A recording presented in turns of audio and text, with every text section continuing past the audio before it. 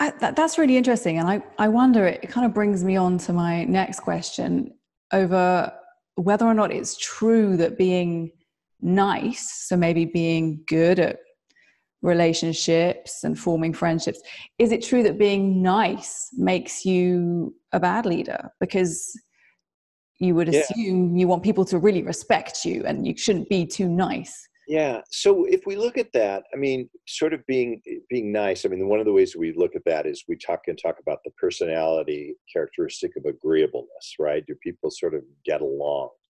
And there is some evidence that a little bit of agreeableness is important for leadership, that it does predict leadership in many instances. But one of the things about leadership is it's very complex, right? We have to take into account not just the leader, but we have to look at, what are the followers? What do the followers need? And then we have to look at the context. We have to look at the context and the situation. So, for example, a crisis situation is a very, very different context than sort of day-to-day leadership in an organization, right? And so the context plays a part. So if it's a crisis, we want decisiveness in a leader, right? If it's not a crisis situation, if it's just a sort of status quo situation, we may not want our leaders to be so quickly making decisions and being decisive. They now have time to make those decisions. So we have to take all of those things into account. So where does niceness pay off, I guess, is the real question. So being nice or being agreeable pays off when it comes to developing those ties with followers, when it comes to being able to reach out and bring people in. So then the niceness, the agreeableness plays an important role. But if the context and the situation doesn't call for that, doesn't call for necessarily going along, but being much more authoritative in your leadership role, then the niceness isn't going to help you. So imagine this: in sort of a day-to-day organization, agreeableness, niceness might help you develop relationships or whatever. But let's say you're in the military.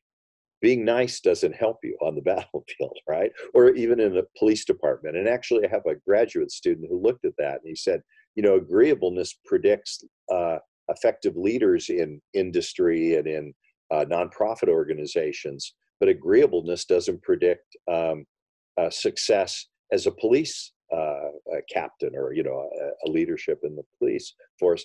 Well, it's because their context is different, and in fact, their followers aren't looking for nice people; they're looking for people who are competent and can take charge.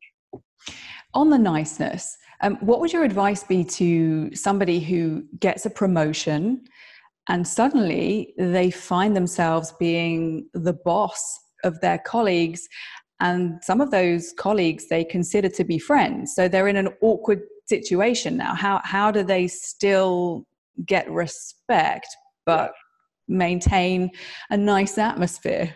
Yeah. So that's a sort of a classic situation, right? That conflict that you have between the two roles that you have to play. So you had this former role of being a friend, a colleague to this person, and now your new role is a boss, and there's different expectations associated with that leadership role. And so I think, again, it's about authentic communication.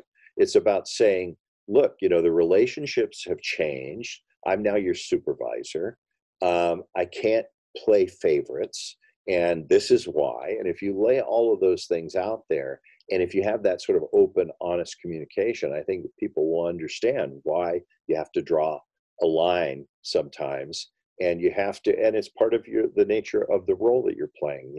So I think if you sort of understand that, it takes it away from the personal element and says, look, this is the requirement of my job. And it's honesty again.